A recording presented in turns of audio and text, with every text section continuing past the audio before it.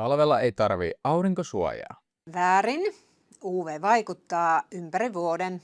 Puhdistusaine voi olla liian vahva. Totta. Se rikkoo ihon suojakerroksen. Kaikkien iho tarvitsee seerumin.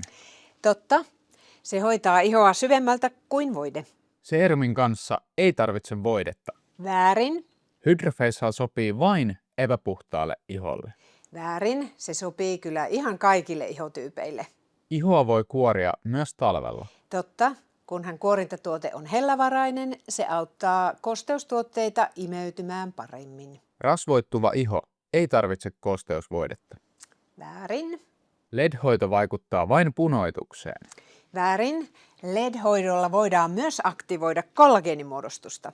Hyvä iho ei tarvitse ammattilaisen hoitoa. Väärin. Ammattilaisen hoidoilla voidaan ennaltaehkäistä ihon ikääntymistä. Kommentoi sun kysymys, niin minä vastaan siihen.